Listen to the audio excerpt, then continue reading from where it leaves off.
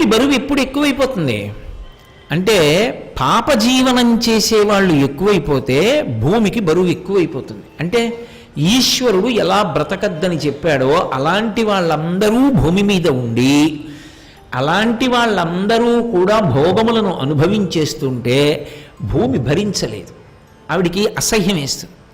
అప్పుడు ఆవిడ అంటుంది, వీళ్ళ జీవితంలో మార్పు తీసుకురావాలి, వీళ్ళు మారాలి, కాబట్టి మీరు జోక్యం చేసుకోండి అని పిలుస్తుంది ఈశ్వరుడు. ఈ భూమి మీద బ్రతుకుతూ భూమి యందున్న ఐశ్వర్యాన్ని, భూమిలోంచి వచ్చిన ఆహారాన్ని తిని ఎలా బ్రతకమన్నాడో అదొక్కటి మాత్రం వదిలిపెట్టాననుకోండి ఆవిడ ఆయనకి చెప్తుంది. ఇగో వీడిలాంటి వాళ్ళు ఎక్కువైపోయారు, నువ్వు జోక్యం చేసుకో, వ్యవస్థని దిద్దు అంటుంది.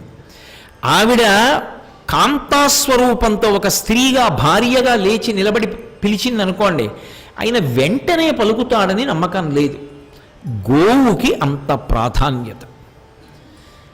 ఆవు రూపంలో పిలిస్తే విష్ణువే కిందకి దిగొస్తారు అంటే ఆవుని బాధ పెడితే పరమేశ్వరుడు ఎంత చీకాకు పడతాడు, గోవుకి సేవ చేస్తే ఈశ్వరుడు ఎంత సంతోషిస్తాడో ఆలోచించండి.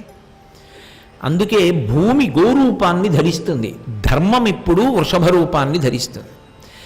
ఇప్పుడు గోవు వృషభము రెండూ మాట్లాడుకుంటున్నాయి. ఆవు ఏడుస్తోంది, కన్నుల వెంట నీరు కారుస్తోంది.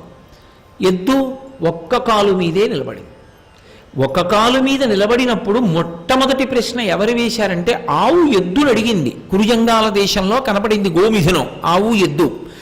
వస్తున్నాడు పరీక్షిత్, అవి రెండూ మాట్లాడుకుంటున్న మాటలు వినపడుతున్నాయి. భూమి రూపంలో గోవు మాట్లాడుతోంది. ఆవిడంది, ఈ లోకంబున పూర్వము 4 పాదముల నీవు నడతవు, ఆ శ్రీలనేశుడు లేమిని కాలముచే నీకు ఒంటి కాలయ్యకదే అని అడిగింది. ఇదే లోకంలో కృష్ణ పరమాత్మ ఈ భూమి మీద నడయాడినప్పుడు, ఆయన అవతార స్వీకారం చేసి ఉన్నప్పుడు నీకు 4 పాదములు ఉండేవి. కానీ ఇప్పుడు నీకు 4 పాదాలు లేవు. కాలముచే నీకు ఒంటి కాలయ్యకదే అంటే యుగం మారిపోయి కలియుగం వచ్చేటప్పటికీ నీకు ఒక్క కాలే ఉంది వృషభమా. ఆ వృషభము ధర్మము, అంటే ధర్మము ఒంటి కాలితో నిలబడింది. ఇప్పుడు ఆవిడ ఏడుస్తోంది. ఏడుస్తుంటే ధర్మం చాలా పెద్ద విషయాన్ని చెప్పాడు. ఎందుకు నేను ఇలా ఒక్క కాలుతో ఉన్నానో తెలుసా అని యుగలక్షణాలు కొన్ని చెప్పాడు ఆయన. భర్తలు భార్యల్ని పోషించరు, భర్తకి భార్యని విడిచిపెట్టేశాను అన్న మాట చాలా తేలికైపోతుంది. అంత తొందరగా విడిపోవడం మొదలు పెడతారు దంపతులు లోకంలో. బిడ్డల్ని తల్లిదండ్రులు పోషించరు, తల్లిదండ్రుల్ని బిడ్డలు పోషించరు.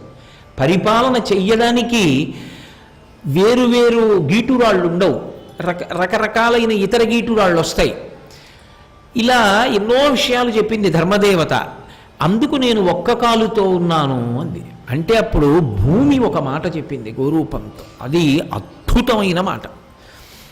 ఏది సారవంతమో దాన్ని చాలా తేలిక మాటలతో ఇస్తుంటారు పోతన గారు. ఆ గోవంది భూరూపంలో ఉండి నువ్వెందుకు ఏడుస్తున్నావు అని అడిగింది ధర్మం.